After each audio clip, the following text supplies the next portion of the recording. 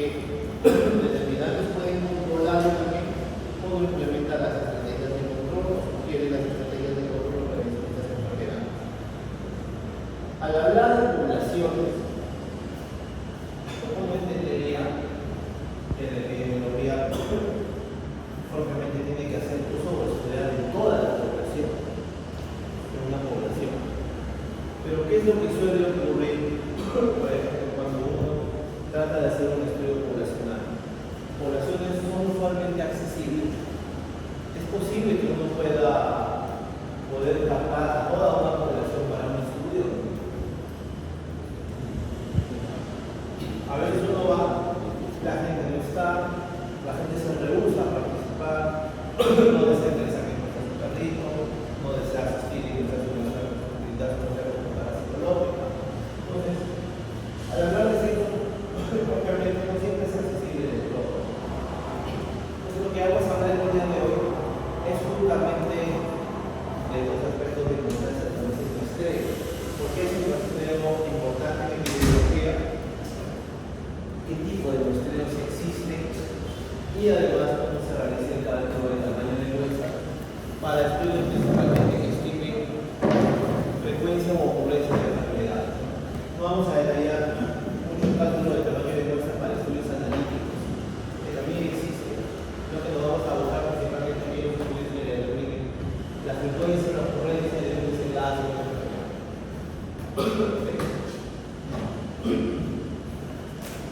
Lo que uno espera tener cuando uno tiene una población y desea trabajar con una muestra de dicha población, ¿qué cosa es?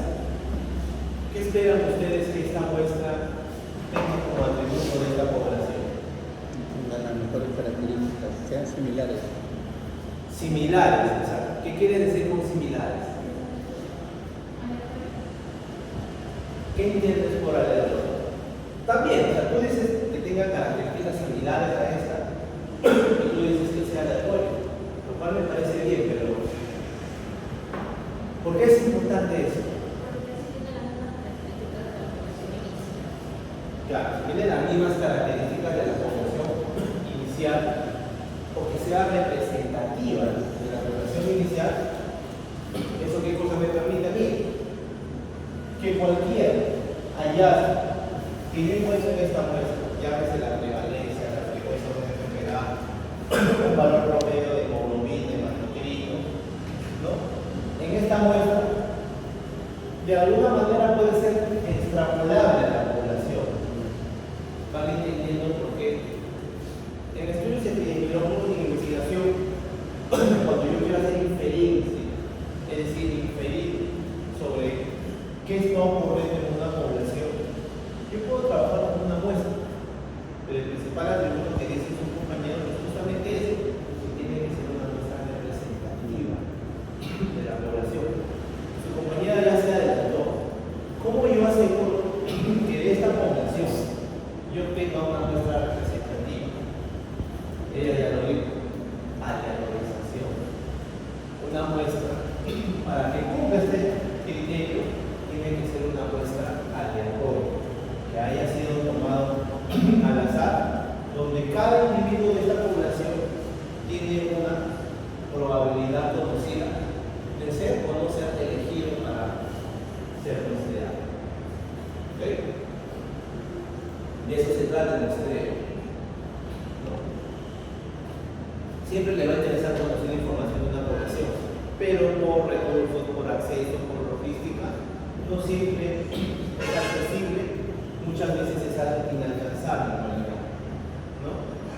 Siempre hay de esa población blanco, que le llaman, hay una población que sí cumple los criterios o atributos porque sí puede ser alcanzable, que viene a ser la población de estudio o también llamada el marco muestral, ¿no?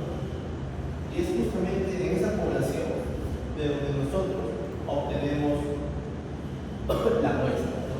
Esa muestra que decimos nos va a permitir obtener indicadores de enfermedad, de salud, de mortalidad, que luego podamos extrapolar a la población. No no solamente es importante, pero que mi muestra sea representativa, sino también que sea de tamaño suficiente. No es lo mismo que saque yo de una población de 10.000 personas, por ejemplo, una muestra aleatoria de 100 personas, o que saque una muestra aleatoria de 1.000 personas, ¿no? ¿Por qué creen que no es lo mismo? ¿Qué es mejor para ustedes? Más, ¿no? ¿Por qué más es mejor?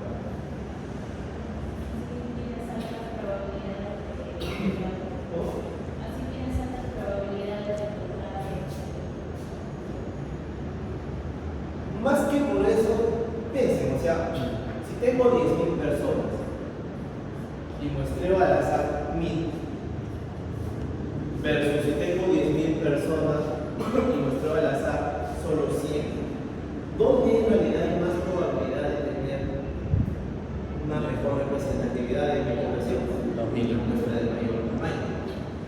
Y eso es importante también porque cuando nosotros hacemos inferencia estadística, es decir, nosotros interpretamos o extrapolamos nuestros hallazgos de una muestra hacia una población. Imagínense, ¿no? Hago un muestreo por etapas acá en el distrito de Los Olivos para determinar seroprevalencia de artritis en perros aparentemente sanos. Hago un muestreo por etapas, hago distritos y todo. Un muestreo bien fino, ¿eh? Primero muestreo distritos, luego los distritos hago mis muestreos aleatorios en cada zona. Y yo sé que más o menos hay 80.000 perros en el distrito, asumiendo. Y me sale una muestra de 487 perros, elijo al azar. ¿Ustedes creen que esa estimación de seroprevalencia que saquen esos 400 y tantos perros es totalmente exacta a la que yo voy a tener en la población, que la desconozco? Nunca voy a poder calcular total. ¿Creen que va a ser exacta? Por más que yo haya hecho un muestreo aleatorio, que haya hecho un mapeo para que la muestra sea lo más representativa que se pueda. No. Nunca vamos a tener una muestra exacta en una muestra de una población. Siempre hay un grado de error que va a ocurrir.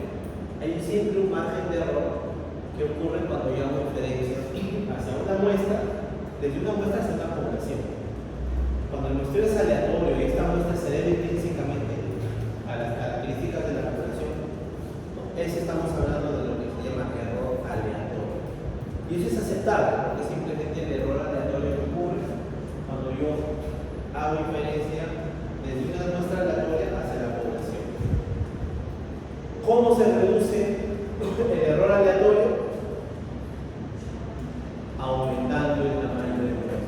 Por eso el tamaño de muestra es importante. El tamaño de muestra me permite reducir el grado de error aleatorio cuando yo luego infiera los resultados desde mi muestra hacia mi población.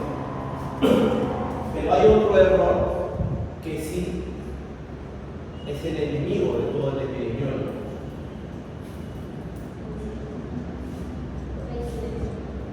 Coincidencia es un indicador que hay un error que sí es problemático en epidemiología y en investigación, en realidad, que no tiene que ver con el azar, sino se llama el error sistemático.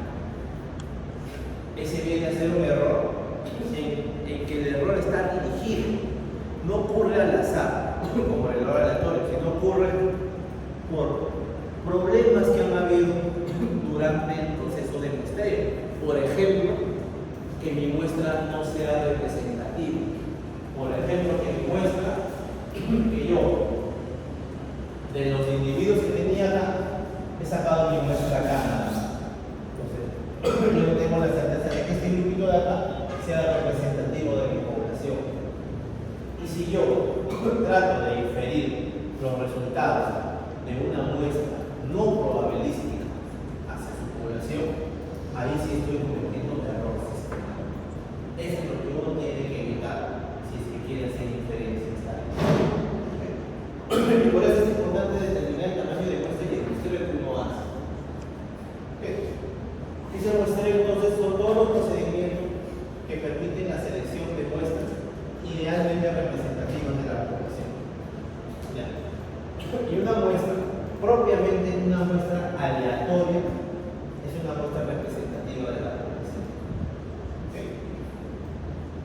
Hasta ahí todo claro, ¿no?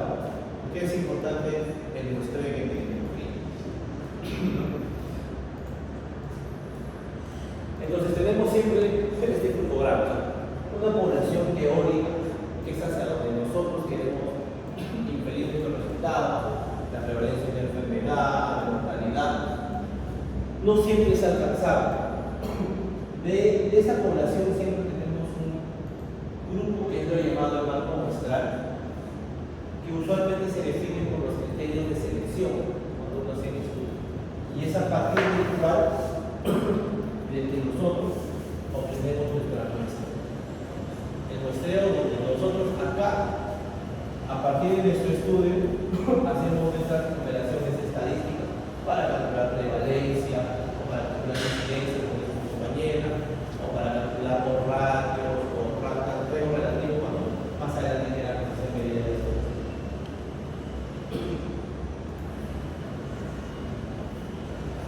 ¿Qué características tiene que tener una muestra, entonces, como les dije, para poder hacer inferencia, para poder inferir resultados de ese tipo de instalación de población? Lo primero es representatividad. Una muestra que sea representativa de la población es una muestra en la que me permito yo hacer inferencia estadística. ¿Ustedes han llevado estadística ya?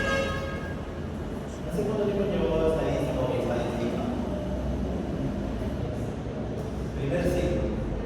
O sea, es el segundo año. Ustedes están en el tercer año. Ya.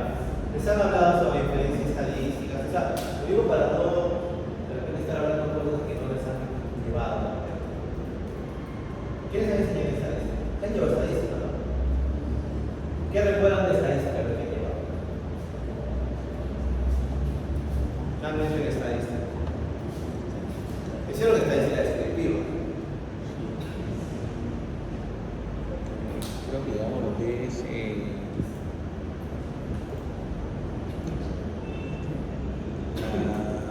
Distribución normal. pana de datos. Ya, distribución normal. Pero han visto estadística descriptiva. Han visto estadística descriptiva, han visto estadística diferencial, por ejemplo, pruebas de asociación, x cuadrado, se exclude. Han visto cómo calcular intervalos de confianza. O sea, se han hecho estadísticas. Entonces, lo que estoy hablando no es chino. Eso es lo que quiero dar seguro. O sea, pues es que estoy hablando de cosas con conferencia, y vamos a hablar de un intervalo de confianza. Entonces, quiero saber que lo que estoy diciendo es algo que conocen. Si no saben o no entienden, me dicen. Recuerden que ustedes tienen un examen la próxima semana. ¿Ya? Entonces, una muestra para que se abra, para que me permita inferir, tiene que ser representativa, porque con esto, ¿qué digo yo? ¿Qué voy a totalmente tener la certeza cuando tengo una muestra representativa de mi población? Que no voy a cometer este tipo de error. Error sistemático, ¿no? Porque si mi muestra no es representativa y yo infiero con una muestra no representativa, voy a meter error sistemático en mi información. Tiene que ser también de tamaño suficiente. ¿Para qué? Para reducir qué cosa. ¿Qué tipo de error?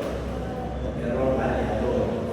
Porque el error aleatorio tiene que ver con una simplemente margen de error al azar que ocurre por el criterio de la utilización o de selección. A mayor tamaño de muestra, se reduce el error aleatorio. Obviamente, si tengo más muestra, la capacidad de cometer un error en la información que se debe al azar se va a reducir, porque poco a poco esa muestra va a representar más a mi población. Y hay dos tipos de muestreo. El muestreo que nos asegura representatividad, poder hacer pruebas estadísticas, todo lo que queremos, es el tipo probabilístico. El muestreo probabilístico es el que me permite a mí hacer inferencia estadística. ¿No? Pero también existe el muestreo no probabilístico, o sea, no todos los estudios que se hacen son probabilísticos, porque existen estudios que a veces simplemente quieren describir desenlaces, estudios pequeños en una clínica, en un centro, donde simplemente quieren describir o reportar el porcentaje de casos que ha habido en la enfermedad. Y esos son los llamados estudios no probabilísticos. En un estudio probabilístico, teóricamente existe existe conocimiento de la probabilidad de que un individuo sea elegido en el estudio. Los muestreos se hacen en base a métodos de aleatorización. Mientras que un muestreo no probabilístico es un muestreo donde la selección de participantes se hace en base a un criterio o conveniencia del investigador probablemente, ¿no? Y generalmente el muestreo probabilístico se suele hacer en poblaciones donde hay difícil acceso al reclutamiento. Por ejemplo, tú quieres hacer un muestreo aleatorio para determinar si la prevalencia de enfermedad en vacas en una zona de una cuenca lechera. Puedes seleccionar primero los establos y luego de los establos haces el muestreo aleatorio preguntando a las personas si desean participar. ¿No? Claro que no se van a negar cuando hay incentivos para el muestreo, más aún van a querer participar. Hay un incentivo administración además de vitaminas o descarte de animales. Pero por ejemplo, ¿qué pasa con esos grupos de riesgo? Imagínate que unos investigadores de MINSA o de una estrategia para el control de VIH quieren hacer un muestreo de repente un estudio de aterrizaje de VIH en la población de una zona de Lima Roja, por ejemplo, centro de Lima, donde estas zonas rosas. Tú difícilmente vas a poder tener acceso y preguntarle a las personas si quieren participar, porque es una población tan protegida, igual que las comunidades indígenas también, ¿no? Las formas de acceder a esa población solamente son difíciles. ¿Y cómo uno termina accediendo? Esto generalmente es un estudio que utilizan, son unos métodos de estrategias de bola de nieve, en el que suelen identificar los líderes o jefes de estas comunidades, y estas personas son las que empiezan a ayudar en el enrolamiento de más personas, y esas otras personas ayudan a enrolar a más personas, donde el criterio de muestreo de las características de la muestra no ocurre al azar, sino que va a estar influenciado en base a qué? A las unidades primarias por las primeras personas que enrolan. Entonces, hay también métodos de estudios probabilísticos y no probabilísticos. Los no probabilísticos sirven básicamente para estudios descriptivos. Los estudios no probabilísticos sí, eso sí me permite inferir, ¿no? Como dice ahí, un muestreo probabilístico me permite hacer inferencia. Desde una muestra hacia una población puedo inferir una prevalencia, un valor promedio, unos ratios, una relación de prevalencias. ¿Okay? Y dentro de los muestreos probabilísticos hay varias formas de hacerlo. Hay aleatorio simple, sistemático, estratificado y el muestreo por conglomerado que vamos a ver. ¿Tienen hora, por favor? 9:14. 9:14. Vamos a acabar de decir que no me haces no, antes de las 10, creo. O sea, después de las 12 hay algo más. Porque tenemos dos talleres y para el que lleguen y salgan los talleres pueden regresar. Díganme, ¿qué es especial? A ver, les puedo contar. ¿Qué es el muestreo aleatorio simple? Este es el más sencillo de todos, ¿no? En asumo yo que tengo una lista de participantes. Acá, por ejemplo, tengo 5 personas, tengo su lista, y yo genero un computador de la grupos aleatorios porque quiero seleccionar a 3 de ustedes al azar. Simplemente. Este es el muestreo aleatorio simple, ¿no? Se usan simplemente procedimientos al azar en una lista o en un grupo de participantes que estén listados para poder, a partir de ellos, obtener la cantidad de individuos que van a ser elegidos. Por ejemplo, tengo esta distribución de animales, imagínense de vacas, que tengo esta distribución espacial así bien bonita, ¿no? Tengo las listas de qué código, número de veces son. O esto es todo un estado, ¿no? Una estado, y ahí están los animales, y de este total de 100 vacas yo necesito 20. Simplemente hago una aleatorización, genero un número de tabla de números aleatorios e indico los animales que tengo. Este proceso de aleatorización me va a asegurar de que esos animales de la muestra representan a la población. ¿Cómo demuestro eso? Comparo algunas características de los animales. Si la población es homogénea,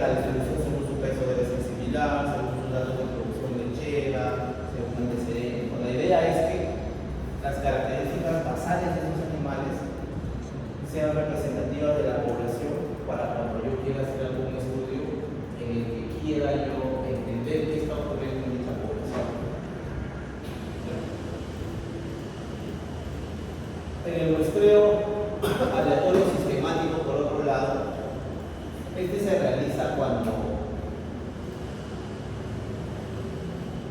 hay una complejidad más en el muestreo que vamos a hacer. Es decir, las unidades, por ejemplo, la población es más numerosa, o por ejemplo tenemos una estructura de muestreo que viene siempre como que en fila, ¿no? O sea, pacientes que acuden a consulta. Yo sé, por ejemplo, que este mes van a venir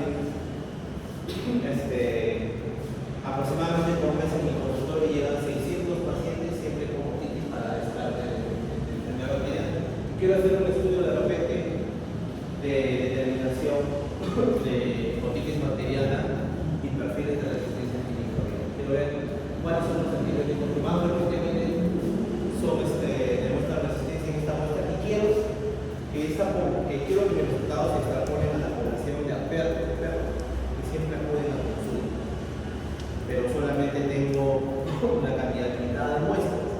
O mi estudio me dice, no, de esos 400 que lleguen, tú necesitas hacer una muestra de 100. Entonces, lo ideal es que en esos días, o por día de muestreo, tú selecciones al azar cuántos animales van viniendo, ¿no? O sea, el peor error que tú harías es que toda mi muestra la completes los primeros 2 o 3 días, porque ya no tienes una forma de representatividad que puede haber un proyecto completo, ¿no?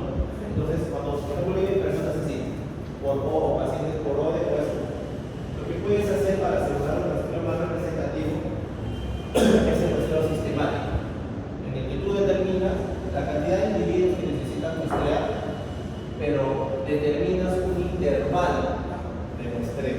Es decir, si tienes una lista de individuos así que van a llegar o van a venir, tú determinas, por ejemplo, el intervalo de clase. ¿Cómo determinas este intervalo de clase? Este intervalo, perdón, cuando empiezo, viene a ser el tamaño de la población dividido entre el tamaño de mi muestra. Si venía 100 animales y yo necesito 20 animales, divido esto y me sale 5. ¿Qué quiere decir esto? De que yo sé de que cada 5 animales voy a tener que tomar mi muestra. Y luego escojo un número al azar. ¿Dónde voy a empezar? Me sale 3. Empiezo a bajar. Entonces sé que este es el primer individuo que tengo que muestrar. Y luego cada 5 individuos voy a invitarlo a participar. Si no desea, pasa al siguiente.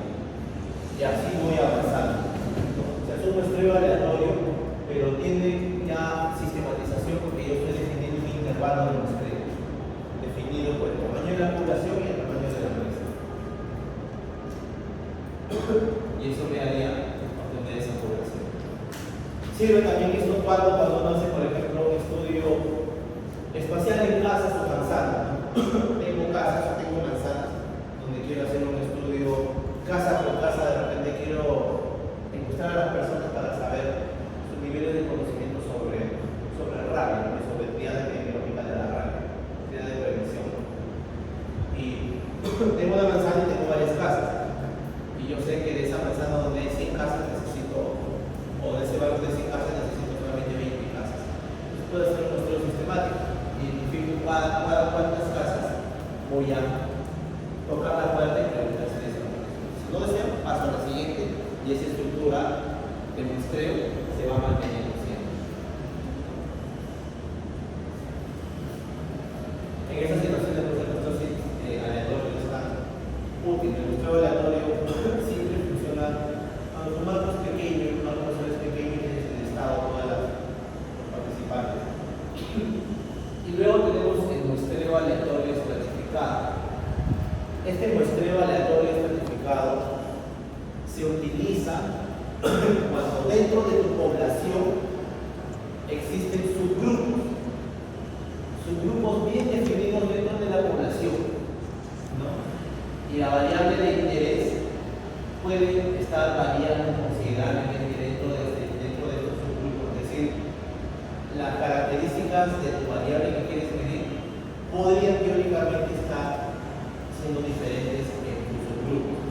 Por ejemplo, acá, de los de las 6 personas que estamos acá, ¿cuántos subgrupos hay?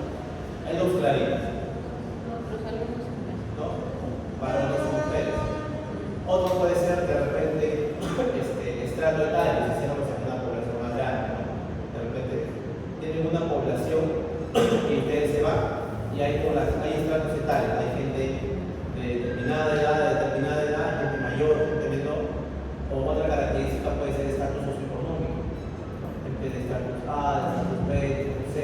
Otro estrato podría ser de repente gente según nivel de educación, tipo nivel de educación primaria o secundaria completa o superior, ¿no? En nuestro sistemático, ¿qué hace entonces? Lo que va a hacer es que la muestra que tú necesitas calcular la distribuyas equitativamente en cada uno de los estratos, ¿no? Para que tú tengas representatividad en cada uno de estos estratos. Ahora, ¿qué es lo mejor? ¿Qué es lo que debería suceder? Que el tamaño de muestra en cada estrato tiene que ser proporcional al tamaño de la población de cada estrato, ¿no? O sea, si tienes estratos que son de diferente tamaño, su población es de diferente tamaño, tú no puedes distribuir exactamente la muestra entre los 3 estratos, porque los estratos tienen diferente tamaño. Entonces la distribución de las muestras en cada estrato tiene que ser proporcional ¿a qué? A su tamaño poblacional. ¿Ya?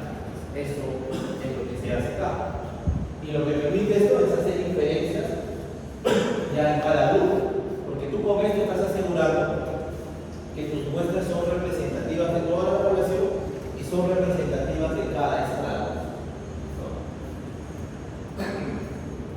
¿Cómo defino el número de la cantidad de muestras por estar? Pues tenemos ahí algunos criterios, por ejemplo, que es esto de acá, ¿no? Esta forma. Por ejemplo, acá teníamos que 3 grupos, ¿no? Dice que de esa población de 100 vacas, el 40% era del establo A, el 30% proveniente del establo B, el 20% del establo C y el 10% del establo D. Es decir, eran 4 establos. Eran subgrupos porque probablemente cada establo tiene sus propias características de crianza, de repente criaban razas diferentes de animales. Y yo quiero seguir una muestra aleatoria, pero quiero asegurarme que la muestra sea representativa de cada uno de estos subgrupos, ¿no? Entonces, ¿cómo hago yo esto de acá? Lo que necesito acá es identificar el tamaño del estrato, ¿no? El NH.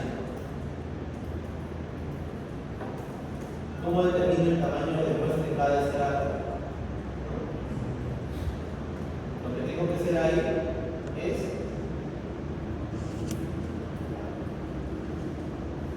¿qué tengo que hacer? Tengo que dividir ¿qué cosa? El tamaño poblacional de cada estrato entre el tamaño de toda la población y multiplicarlo por el tamaño de muestra. Tengan cuidado, o sea, estamos hablando de términos claros.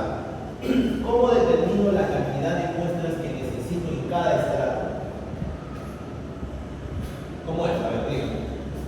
¿Cómo? Esto puede venir en el examen. Si tengo este ejercicio, ¿cómo sé cuántas muestras necesito en el estrato A? ¿Qué necesito? El tamaño total de la población, que es ¿cuánto? 100. El tamaño total de muestras que necesito, ¿cuánto es? 20, perdón. En el ejercicio era 20. Y necesito el tamaño poblacional de todo este primer estrato. ¿Cuántos animales hay en este primer estrato? 40, porque representa el 40%. Entonces, ¿a qué sería igual la cantidad de muestras que necesito en este estrato? Sería 40 entre 100 por 20. ¿Y eso cuánto le sale? 8. Y justamente esas 8 que tengo acá, yo las selecciono al azar. 1, 2, 3, 4, 5, 6, 7 y 8. Yo lo mismo hago para el siguiente estrato. El siguiente estrato aquí sería igual. Igual, el tamaño del estrato. El segundo estrato, ¿cuánto es su poblacional? 30. Entre 100 por 20. 6. 4 y el siguiente.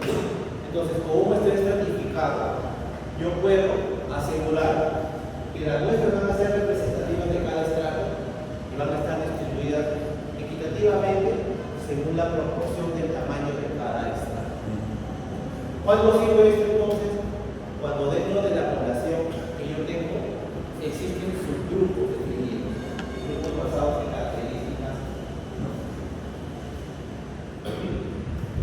Y tenemos el otro tipo de muestreo, que es el muestreo por conglomerado. Esto se difiere del estrato, porque acá lo que hacemos nosotros en el muestreo por conglomerado es que nosotros primero vamos a muestrear un conglomerado, o sea, no directamente a la población primero, sino a un conglomerado. ¿Y qué es este conglomerado? Estos conglomerados son agrupaciones de elementos que existen naturalmente y que pueden ser homogéneos entre sí. En el estrato, en nuestro por estrato, estos subgrupos eran heterogéneos, ¿no? Hombres versus mujeres, por ejemplo, ¿no?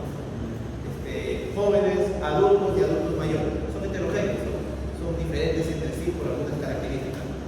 Pero los conglomerados son subgrupitos o agrupaciones que existen en una población, pero que son homogéneos entre sí. Por ejemplo,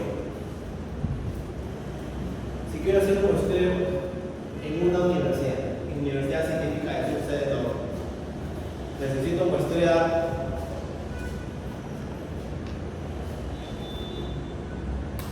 necesito hacer una encuesta acá en la población de la universidad, porque necesito saber sus conductas o su grado de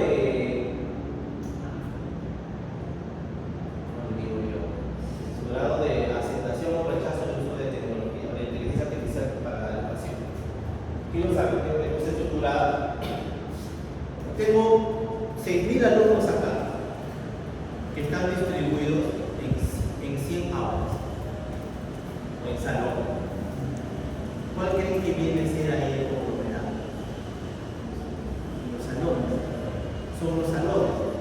Porque dentro de cada salón hay un grupo de estudiantes. Imagínense que todos sean del mismo año, ¿no? Porque si fueran de diferente año, eso sí ya podría más bien transformarse en un estrato. Pero un conglomerado son subgrupos de individuos distribuidos en una población cuya agrupación existe así por naturaleza, pero que son homogéneos entre sí. Entonces, según nuestro conglomerado, uno lo que hace es primero muestrear el conglomerado. Si encuentro que la población hay N conglomerados y dentro de cada conglomerado hay la posibilidad de estudio, primero hago una selección aleatoria de los conglomerados que tengo que mostrar y ya dentro de cada conglomerado seleccionado yo puedo mostrar a todos o de repente puedo hacer otro segundo muestreo. Ese tipo de muestreo es un poco más complejo. Por ejemplo, es lo que se hace en estos estudios de censo que hacen en las casas, ¿no? O esas encuestas, perdón, el censo para una encuesta que te quiera hacer a nivel de un vecindario o barrio. Lo primero que van a seleccionar son las casas al azar que tú vas a mostrar. Y dentro de las casas a veces seleccionan al azar a qué miembros de las personas de la casa van a seleccionar. No es sistemático, o sea, no estoy diciendo que voy a hacer esta casa y cada vez casa, no. En este caso el conglomerado es de manera especial, espacial, yo voy a seleccionar estos conglomerados, que en este caso son las casas o las familias. Como dice ahí, entonces, primero se realiza una muestra aleatoria simple de la cantidad de conglomerados que tengo que seleccionar y dentro de cada conglomerado hago la muestra.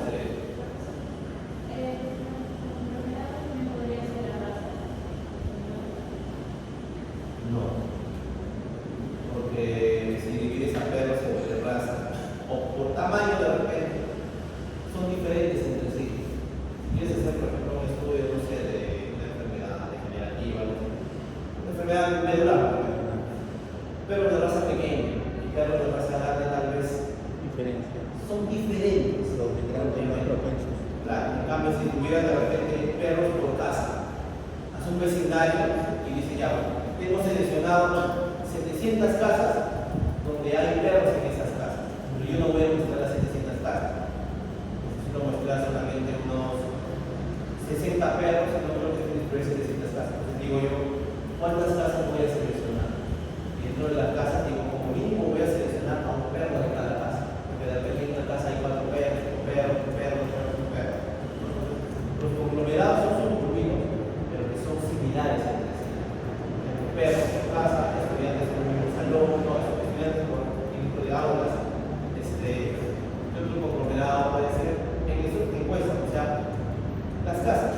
¿No? Pues, por ejemplo, durante COVID había una organización en la que trabajaba que estaba haciendo un barrido para ver vigilancia de COVID acá en Carabalí y hacíamos muestreo por etapa.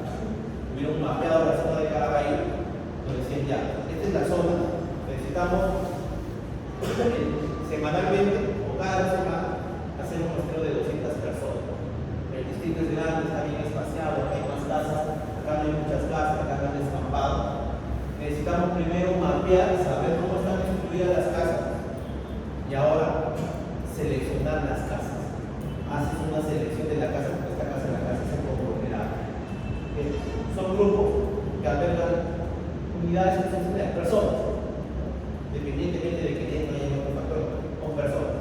Lo seleccionas de manera aleatoria las personas, las casas, y dentro de las casas hacíamos un segundo muestreo, en el que el número de la casa que había seleccionado mostramos solamente a 2 personas por casa.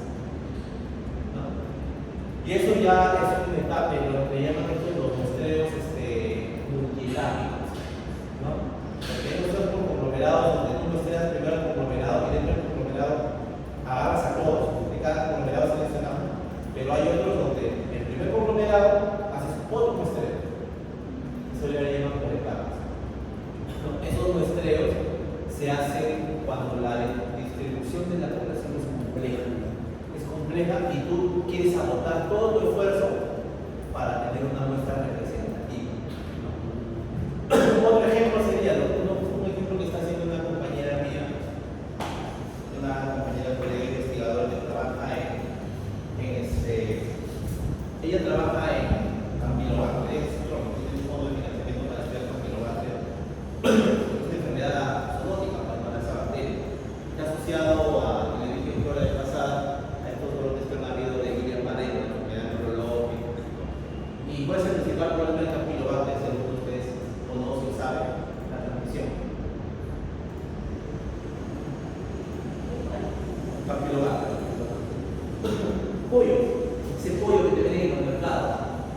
Ese pollo que tu madre decía seguro de joven, antes no, cuando no sabía mucho esto. No, el pollo que te venden en el mercado que recién matan es una franquicia pasada. En realidad no, porque estos pollos no pasan en su matanza por cadena de frío ni nada, que elimina la bacteria. En estos mercados, usualmente, el riesgo de ese pollo que te venden recién matado de Campylobacter es bien alto. Y esta amiga quería hacer un estudio en 2 distritos de Lima. Entonces ella identificó primero por estratos cuántos mercados, o sea, miren acá, en cada distrito tienes mercados, unidad primaria, pero dentro de cada mercado tienes puestos. Entonces ella tenía 3 etapas. Identificar primero si en este primer distrito había, no sé, o sea, si hay pocos mercados, para que agarras todos los mercados. Si en ese distrito tienes 10 mercados, ya pues en este lado hay mercados. Pero ¿qué pasa si tuvieras 60 mercados? Entonces primero tendrías que seleccionar qué mercado voy a agarrar, sería mi primer conglomerado. Y dentro de los mercados, qué puesto voy a agarrar. Si es que es muy grande, muy amplio, tengo que analizar y seleccionar. Depende siempre de la comunidad, de mi distribución de mi población. Mi local ya es depende de cada propósito de estudio. Pero ella se complicó justamente por eso, porque el distrito donde está en San Juan de Lurigancho. Pero ya lo he hecho, ya le aprobó el comité de ética su estudio. Entonces acá dice cada uno de los conglomerados, por ejemplo, en este muestreo están buscando hay conglomerados, por alguna característica, seguramente dentro del establo, los conglomerados son los corrales. Seguramente las vaquitas están distribuidas en diferentes corrales. Y acá quieres saber cuántos corrales voy a seleccionar. Te das cuenta que el conglomerado son subgrupos que existen por naturaleza, pero que son similares entre sí.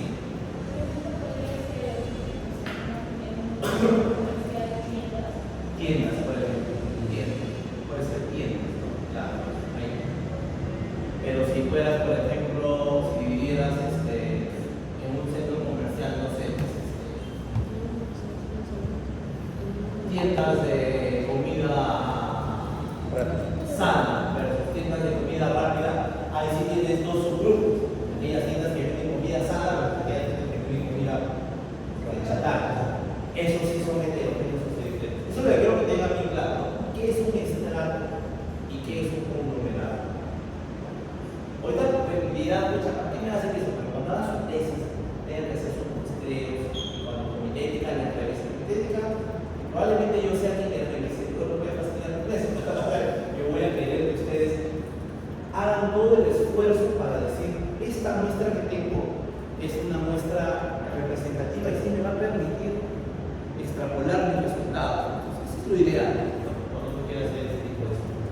Entonces, en este estudio, miren, las vacas estaban distribuidas en estos corralitos y me mostraron por conglomerado primero. Digo, ya vamos a seleccionar estos 4 corrales al azar. Y dentro de estos 4 corrales voy a mostrar a todas las vacas. Y ya tengo las 20 vacas, solo están distribuidas en 4 corrales y dentro de estos 4 corrales a todas las animales. ¿De qué depende la estrategia? De la característica de la población, ¿no? Principalmente, ¿no? Y el acceso que tienes a la población. Si la población es pequeña, tiene la lista de todo, acá, pero sí. Si la población paulatinamente viene, no están todos disponibles en un mismo momento, sino que van viniendo en el tiempo y tú puedes tener un orden secuencial de cómo van a venir, haces un muestreo aleatorio sistemático. Si espacialmente están distribuidos en subgrupos que son heterogéneos entre sí, aleatorizas que sea proporcional al tamaño de cada estrato. Y si están organizados en conglomerados, en grupitos que son como subgrupitos similares todos, haces un muestreo por conglomerado. Dentro del cual hay un muestreo conglomerado, el conglomerado por etapas, como etapas. Pero como les dije, existe el muestreo no probabilístico también.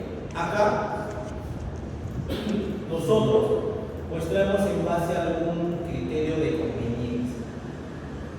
¿No? Por ejemplo, este muestreo que les dije, por bola de nieve, como el que hacen esos estudios de VIH, ¿no? Cada una comunidad cerrada donde hay gays o personas que son trabajadoras sexuales, para tener acceso a ello, tienes que partir por el líder de la comunidad o el líder. Él va a permitir tener acceso a los demás, pero ese muestreo está determinado de todas formas por la capacidad de esta persona que enrola. Por eso le llaman bola de nieve, porque este va a ir llegando a un número más grande y luego vemos a otro más, va aumentando el tamaño, pero propiamente no sale el oro. El muestreo por cuotas es muy similar a la bola de nieve, pero acá hablamos de que hay las compensaciones que le llaman. Y las compensaciones ya económicas determinan ya qué cosa, o sea, rompen el criterio de la aleatoriedad porque la participación de una persona ya va a estar influenciada por un factor extra, ¿no?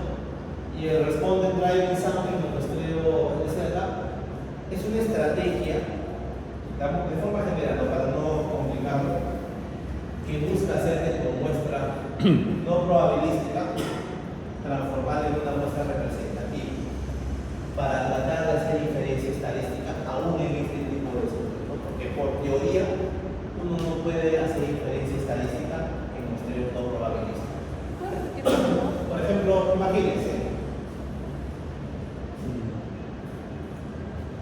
que estoy en una clínica veterinaria y yo tengo ahí mi muestra de pacientes. Quiero hacer mi estudio de otitis, que les digo, pero yo no voy a seleccionar de manera sistemática cada 5 pacientes, no, sino en este mes a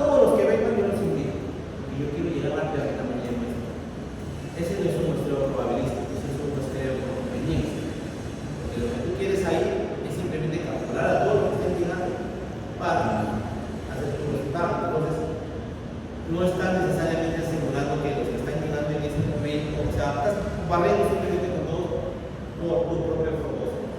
Y principalmente lo otro es que ese muestreo en ese hospital o en esa clínica solamente te va a permitir inferir los resultados a esa clínica.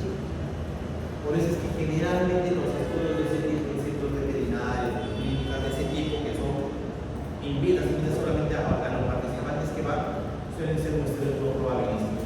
Sirve para hacer, por ejemplo, estudios de frecuencia, estudios descriptivos. ¿Y cuál es la utilidad de los muestreos no probabilísticos? A pesar de que no permites inferir, los resultados de estos estudios iniciales te dan hipótesis.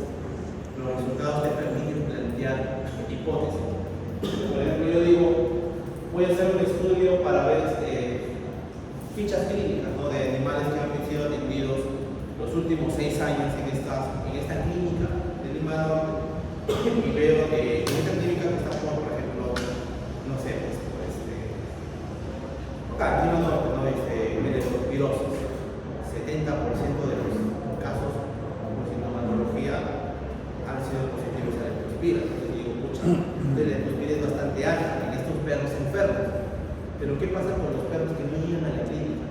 Tienen enfermedad subclínica o que de repente son asintomáticos o leves nada más, pero podrían tener. Entonces, los hallazgos de los estudios no probabilísticos, los estudios de conveniencia o en marco muestreos así pequeñitos, me sirven luego para soltar la hipótesis y ya para plantear algo a mayor escala, como un estudio propiamente de seroprevalencia o de prevalencia, porque sí son aleatorios, claro.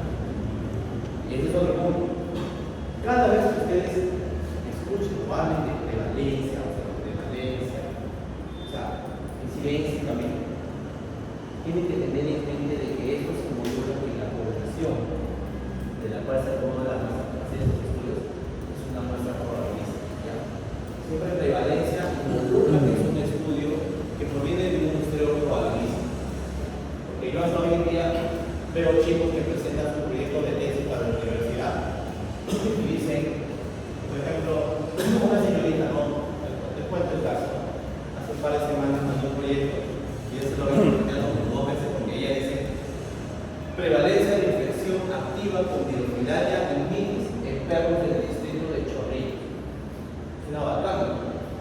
Hay argumentos de pensar que en Chorrillos va a existir virofilaria, porque cerca de los pantanos de Villa, los mosquitos, la transmisión, y hay reportes de años anteriores que han demostrado que entre el 8 y el 5, hasta el 10% de los perros están infectados. Cuando hizo sección de muestreo, ella necesitaba algunos tamaños y necesitaba 100 perros.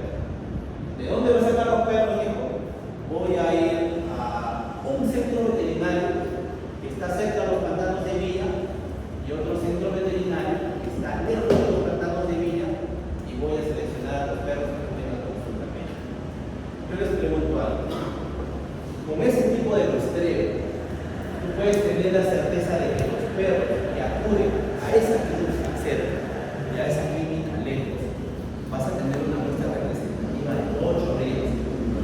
No importa. El principal es no puedes ser ambiciosa de decir que vas a estimar prevalencia de 8 ríos y solamente están buscando 2 distritos. Entonces, le dije que tienes 2 opciones: mejorar el esfuerzo muestral. Lo ideal sería que hagas si quieres ver población, muestra representativa de población canina con propietario, lo ideal sería que hagas un muestreo casa por casa. Vayas a las horas donde realmente la lava de los pilares es en las noches, ¿no?, está en circulación periférica, y vayas y invitas a la gente a participar, ¿no? O de repente hagas campañas en determinadas, o sea, mapeadas en el distrito de repente, donde la gente pueda fluir e invitarlos a participar. O lo otro es que mejor seas más consecuente y reduzcas el espectro del estudio y simplemente decir que quiero hacer un estudio de frecuencia normal. Quiero ver solamente cuánto hay de estos casos clínicos que llegan a estos centros veterinarios. El muestreo es simplemente importante para qué? Para decir si realmente yo puedo o no inferir mis resultados de la población. Y eso es algo que los chicos patalean mucho, porque tienen que mejorar justamente esas cosas, entender la importancia del muestreo. Bueno, los muestreos probabilísticos me permiten estimar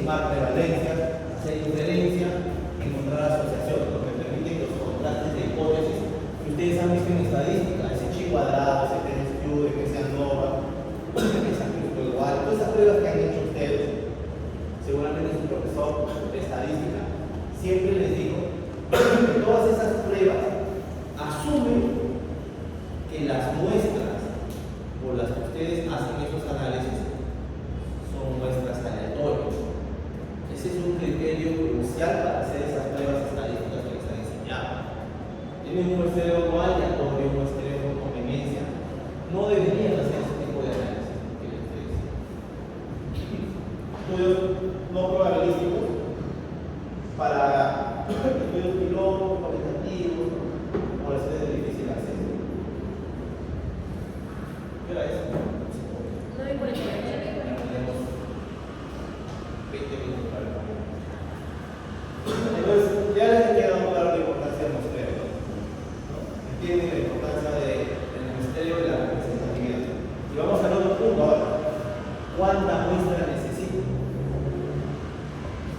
La característica del muestreo y asegurar su representatividad me permite esquivar el problema del error sistemático. Y el tamaño de muestra, cuánto más muestra necesito, va a estar en función o va a permitir controlar mejor el error aleatorio. Es un error aceptable, pero buscamos siempre reducirlo, ¿no? Para que nuestras estimaciones sean más precisas, sean más cercanas a lo que teóricamente no ocurre en la población.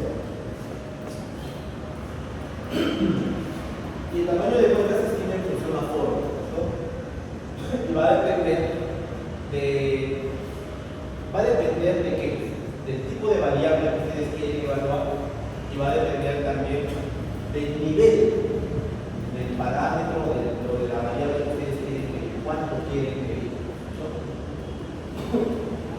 En ética es muy importante el tamaño de muestra. Ustedes me digan, por ejemplo, estudios en humanos, estudios en animales son muy exigentes con las estimaciones del tamaño de muestra, porque el tamaño de muestra para ellos define la cantidad mínima de animales o de unidades de estudio que tú necesitas para que tu estudio sea válido y que ellos no involucren manipular, intervenir, ¿no? O acceder a animales que puedan generar algún problema. Por consideraciones éticas también es importante. Como dice ahí, es importante porque me permite determinar el número adecuado de individuos y la muestra que sea representativa. ¿Qué pasa si es demasiado pequeña mi muestra? No da respuestas fiables porque mis resultados no van a ser precisos. Voy a tener un grado de error aleatorio muy amplio. Entonces, tengo probabilidad de que los resultados de mi muestra no sean realmente cercanos a los resultados de la predicción. Cuando es demasiado grande, muchas veces nuestros resultados son más precisos, reducimos en enorme cantidad el error aleatorio, pero eso también puede constituir un desperdicio de recursos. Y es por eso que es importante establecer o definir cuánto es la cantidad de muestras que nosotros deberíamos calcular.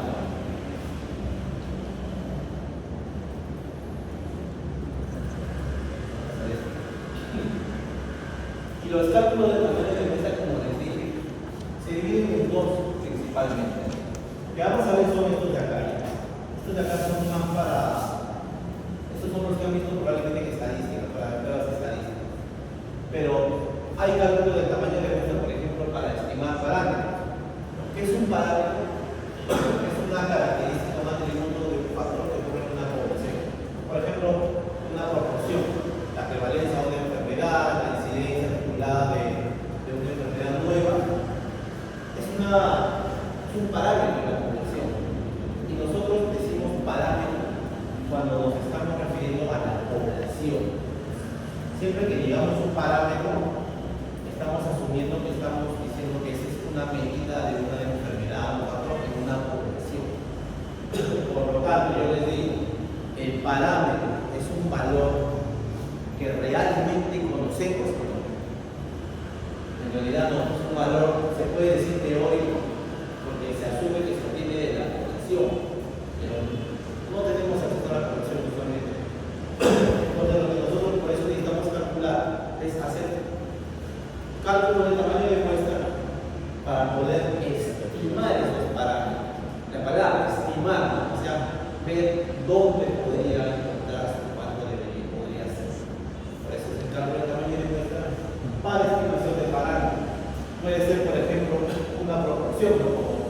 como determinar la prevalencia de cisticercosis en cerdos, o también puede estimar una media, un valor promedio, o determinar el nivel promedio de hemoglobina en una población de ovejas afectadas por funciones.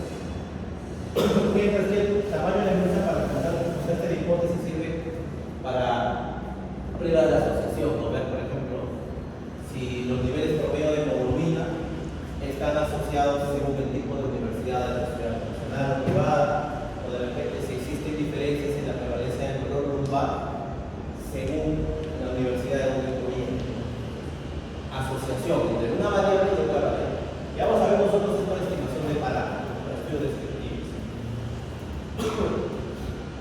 Si el objetivo es determinar únicamente parámetros, cuando uno hace una estimación, y acá voy a dar un poco porque asumo de que esto lo han llevado en clase. Entonces, ustedes en estadística les deben haber hablado de los intervalos de confianza, ¿no? ¿Qué es un intervalo de confianza? Cuando lean sus papers que les he mandado, por ejemplo, van a ver que su resultado de cero prevalencia dice intervalo de confianza del 95% o rey intervalo de confianza del 95%. ¿Por qué creen de que los resultados ustedes hacen en una muestrita o por ejemplo si vas a hacer una muestrita de la prevalencia siempre sale acompañado del intervalo de confianza?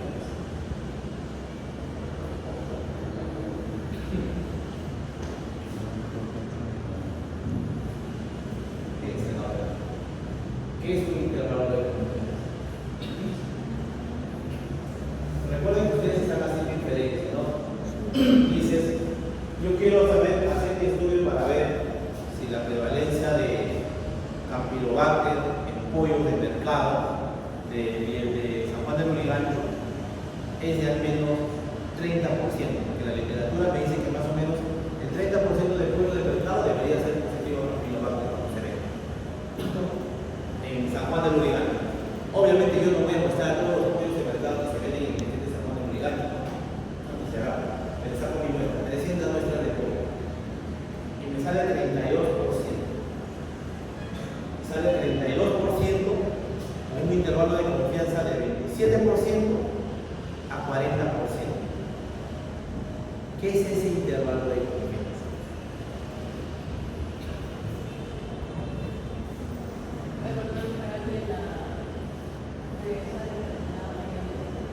¿En dónde? ¿Cómo debería estar ese valor en dónde? ¿Quién? El 32% es lo que sale tu muestra, ¿sí o no? Es puntual, esto le llaman la estimación puntual, porque con tu muestra de 300 animales te ha salido el 32%, pero porque sale un intervalo de confianza de 27% a 40%. Ese 27 a 40%, ¿qué cosa es? Son los límites donde se encontraría esa prevalencia en dónde. La población. Recuerda que tú no sabes cuál es el valor real en la población, pero con los intervalos de confianza tú calculas los límites de incertidumbre o los límites de confianza donde se encontraría el parámetro en la población.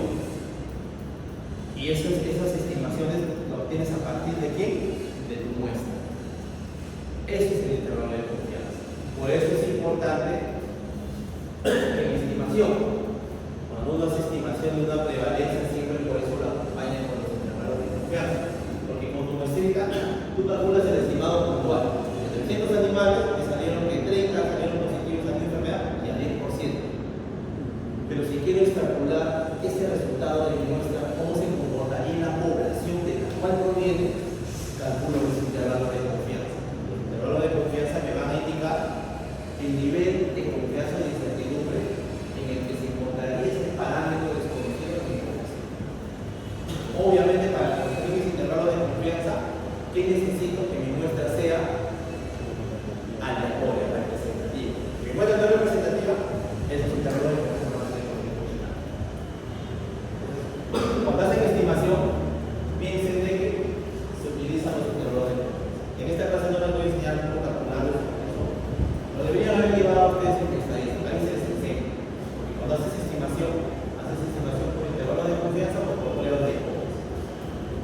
da mucho tiempo, pero quería que entiendan bien el concepto del intervalo de confianza.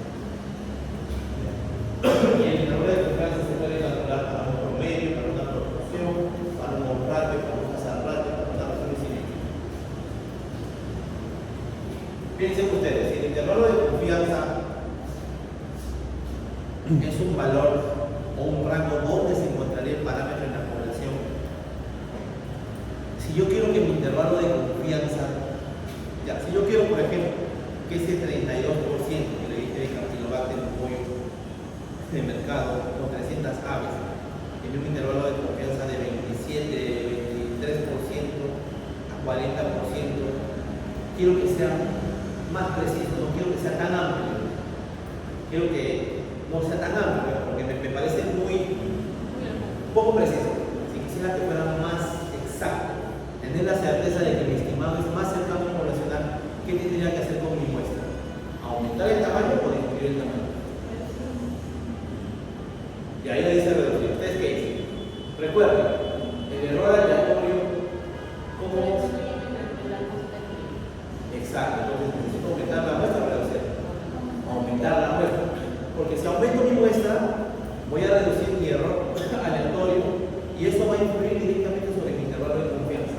Con mayor tamaño de muestra, mis intervalos de confianza van a ser más cortitos, van a ser más precisos. Pero el intervalo de confianza también depende del nivel de confianza que yo tengo. Usualmente siempre se manejan tres niveles, ¿no? 90%, 95% y 99%. Por convención, casi todos usan 95%. Es lo que van a ver en los papers, en los libros, ¿no? Pero ¿qué pasa si yo quiero que mi nivel de confianza de capturar al parámetro de la población sea de 99%? Casi 100%. Si quiero tener un 99% de confianza de capturar al parámetro o a la prevalencia en la población, ¿qué necesito ahí? ¿Tener más o menos muestra? Claro, tendría que tener más muestras, ¿no? Porque si quiero tener la certeza de capturar, si quiero tener el 99% de confianza de capturar el parámetro de la población a partir de mi muestra, necesito más muestras. El intervalo de confianza siempre va a estar definido por el nivel de confianza que yo necesito y también por el tamaño de la muestra. Entonces, tengan claro eso también. O sea, es un poco aparte de lo que estamos viendo, pero quería que tengan claro lo que se llama estimación en epidemiología. Como de una muestra aleatoria yo puedo inferir o calcular un parámetro de la población, como este siempre se acompaña con los intervalos de confianza, porque son los rangos de incertidumbre donde está ese parámetro teórico de la población.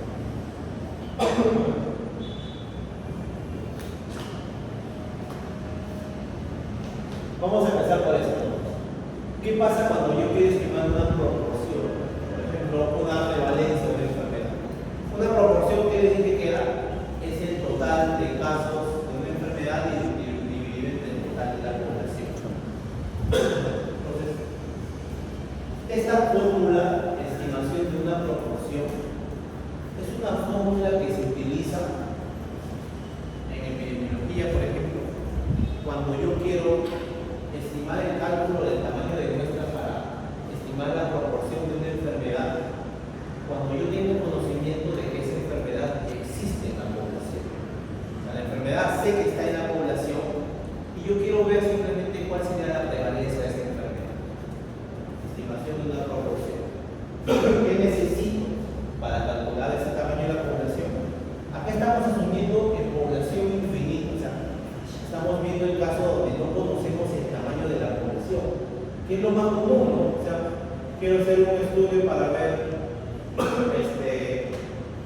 por ejemplo, un centro veterinario, no sé realmente cuántos pacientes van a venir para la resonancia magnética. Quiero invitar a perros, de repente, labradores jóvenes, para que se haga un descarte de distancia en cadera en un grado de repente diagnóstico inicial. Perros que están normales y todo, pero no sé cuántos perros tienen. Entonces, es población infinita. Quiero calcular la proporción, o sea, cuántos animales necesito para calcular una proporción determinada con el tipo de clase de cadena. Para calcular la proporción que necesito, la prevalencia o la proporción esperada que yo pienso encontrar.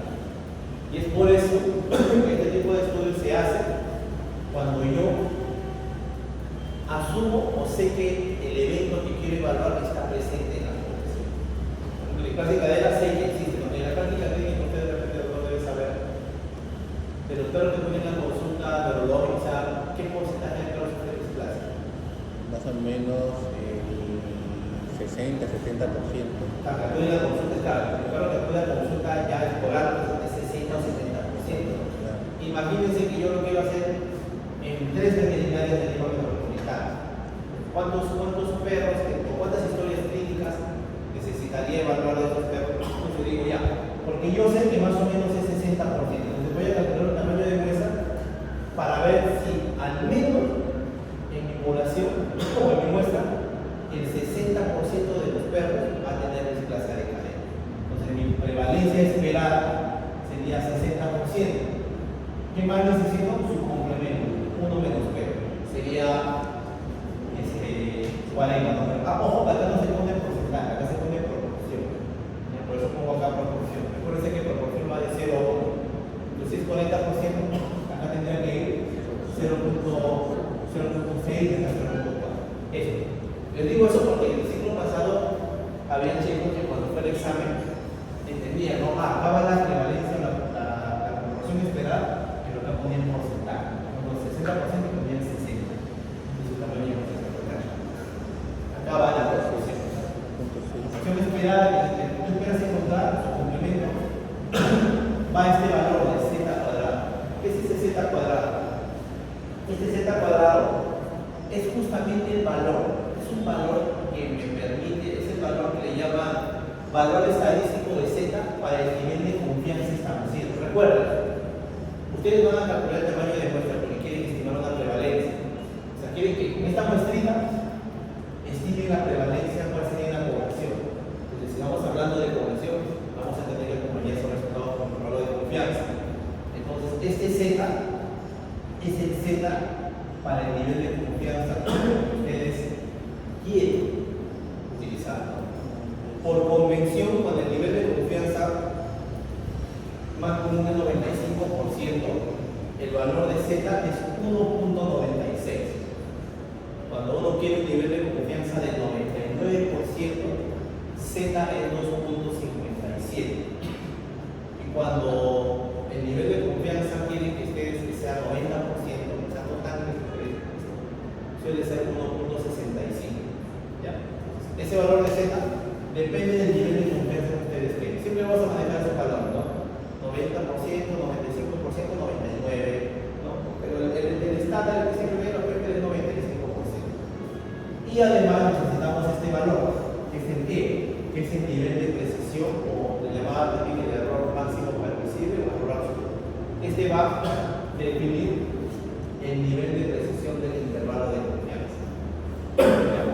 Por convención, cuando la proporción esperada o la prevalencia esperada que tú piensas encontrar está entre 10% y 90%, este error máximo permisible es de 5%, o sea, 0.05. Pero este error máximo permisible sí puede cambiar cuando la prevalencia esperada que tú quieres encontrar es muy bajita o es muy alta. Cuando es menos del 10% o cuando es más del 90%, este error no puede ser 5%, tiene que ser modificado y lo vamos a ver más adelante. Esa es para estimación de una proporción. No sé lo que, porque esto lo vamos a ver en el taller. ¿Ya? Y tenemos también para calcular una media. De repente ustedes no quieren calcular una proporción, sino quieren ver una proporción de perros sanos de niños, de repente, en una comunidad. O sea, que ven que los niños no están muy bien alimentados. No, quiero ver sus niveles de hemoglobina. Puede ser un muestreo aleatorio, un muestreo conglomerado, ¿no? Niños de cada casa, voy a seleccionar las casas o los colegios, los salones, y selecciono a los niños y les tomo su muestra para hacerles un hemograma. Y quiero ver sus niveles de hemoglobina. Entonces, igual, ¿cuántos niños necesito para estimar el nivel promedio de hemoglobina en la población? Empezando en la muestra. En este caso, mi variable ya no es una proporción, es una variable categórica, es una variable numérica. Quiero estimar promedio. ¿Qué necesito igual? El valor de z, ¿no?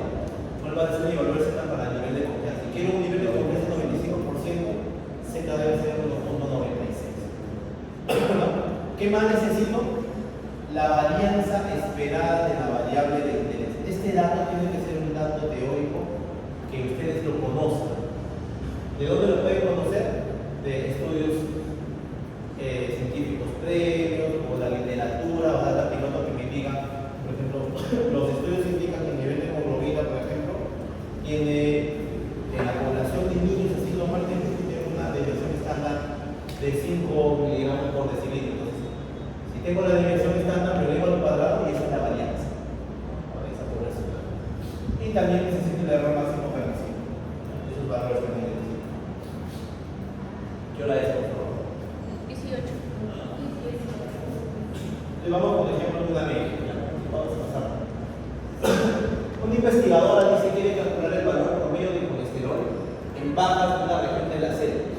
¿Por qué? Porque en esta zona las vacas se alimentan de pasturas, ¿no? Entonces, seguramente la composición de la leche, o sea, las aguas, debe haber mayor tensión al colesterol, motivo por el cual la investigadora quiere determinar los niveles de colesterol en estas vacas. ¿Qué dice ella? No conoce la población, ¿no? Por eso pone población infinita. No sabe cuál es la población. Ella espera que el valor sea similar al valor promedio general de colesterol en vacas, que es cuánto? 140 miligramos por decilitro más o menos 15 miligramos por decilitro.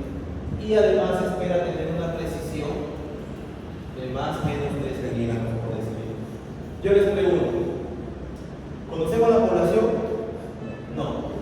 El valor que queremos estimar, ¿qué cosa es? ¿Una proporción o un promedio? Un promedio. Entonces, seguramente esta fórmula tenemos que utilizar. ¿Qué más necesitamos para esta fórmula? El error máximo permisible o el nivel de precisión. ¿Me lo dan acá? 3. ¿Qué más me da? ¿Qué más necesitamos? La varianza poblacional de lo que queremos medir. ¿Me lo dan o no me lo dan? ¿Qué dice acá? Ella espera que el valor sea similar al promedio general, un promedio teórico de todas las vacas, que es de 140 más o menos. Este más o menos que yo creo que es.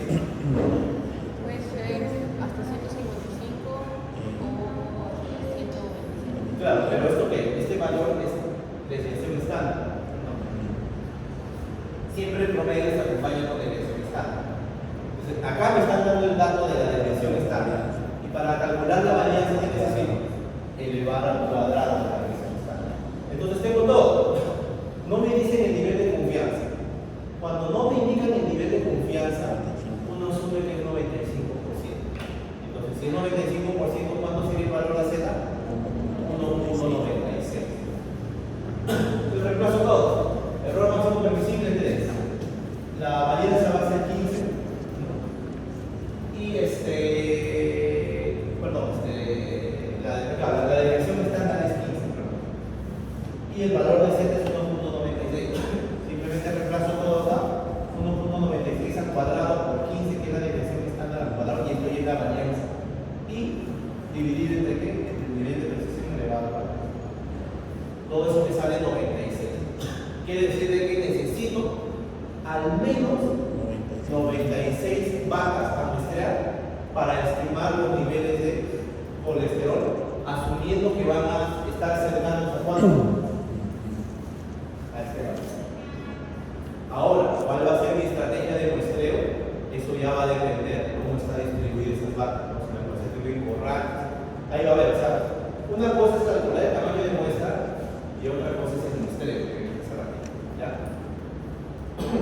Vamos con una proporción en población infinita, por ejemplo. Dice acá. Un investigador desea estimar la proporción de vacas con mastitis en la zona sur de Lima. Para ello, un estudio previo encontró que la prevalencia de esta enfermedad era del 20% y además el investigador desea mantener una precisión del 5%. Tenemos la población. No nos dice cuál es el tamaño de la población. Entonces deberíamos usar la fórmula de estimación de una proporción para población infinita, la de la izquierda. ¿Qué necesitamos? Z cuadrado, P y el error máximo. Lo dice en el nivel de confianza.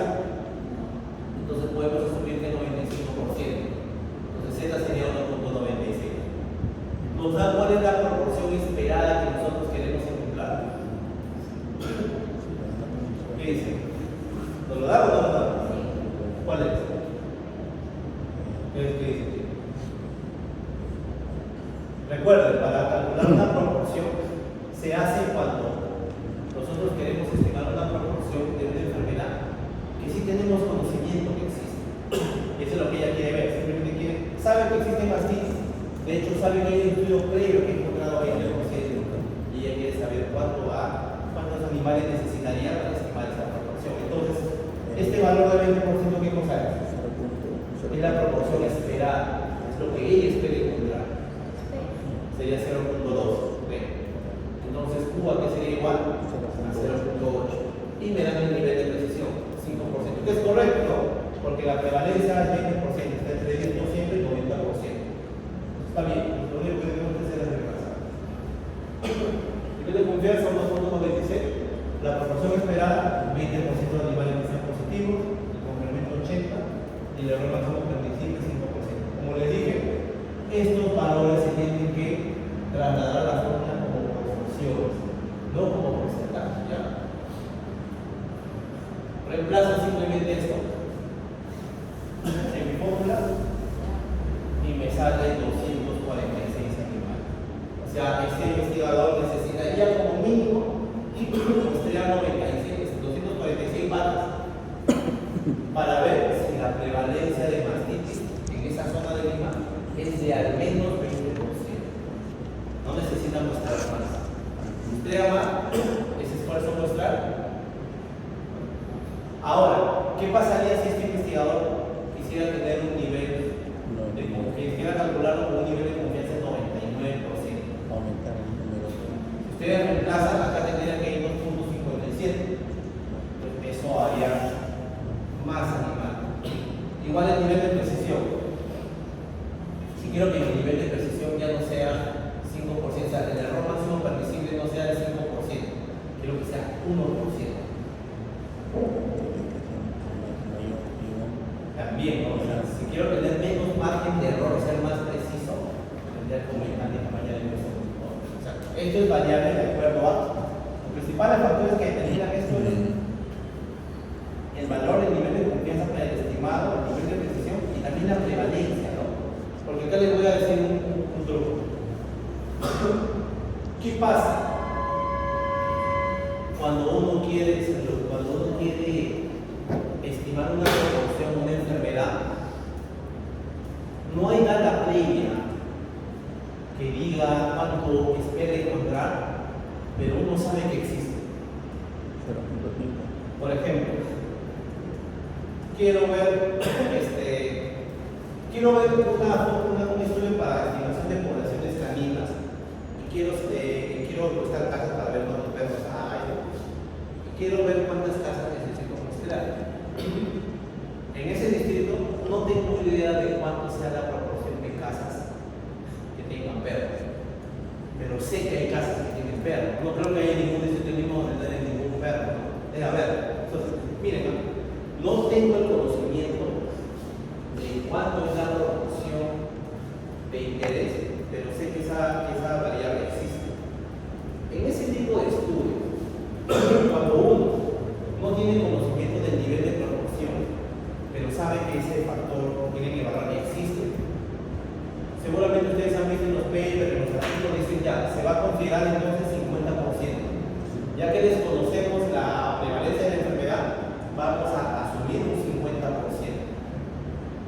¿Por qué creen que hacen eso de asumir un 50%?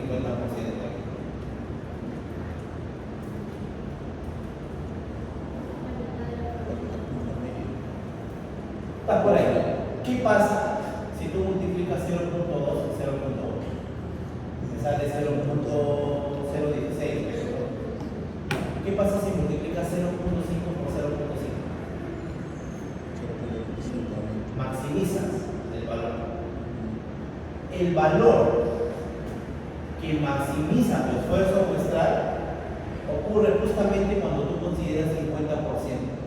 Cuando tú desconoces una enfermedad, pero sabes que existe y quieres saber cuánto sería la prevalencia, lo que tienes que hacer es maximizar tu esfuerzo muestral lo máximo que puedas para ver cuánto puedes encontrar. Y por eso pones 50%, porque 50% es el número mágico. Ese número cuya multiplicación va a maximizar la cantidad de muestras que necesitas. Multiplicas 40 por 60, no, 70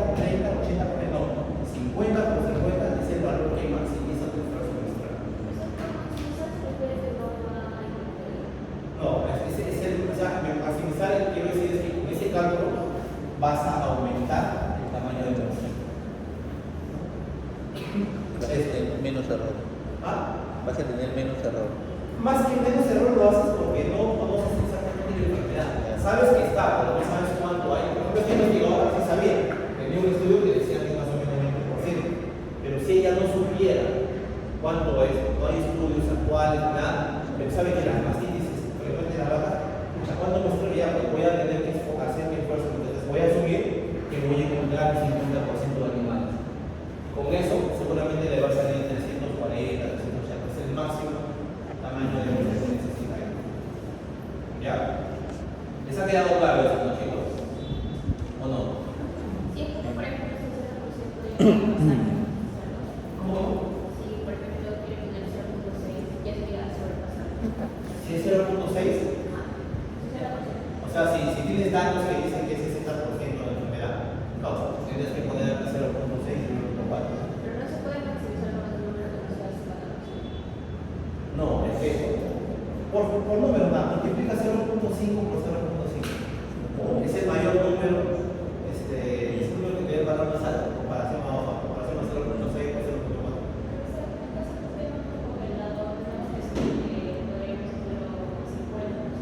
Claro, yo les puedo decir, se desconoce cuánto es la prevalencia de la enfermedad, pero se sabe que existe. Ahí está. Eso a todos ustedes, el profesor Diego nos está pidiendo entonces que asumamos un valor de 0.6. Y el otro caso es cuando hay población finita, cuando nosotros sí sabemos el tamaño de la enfermedad.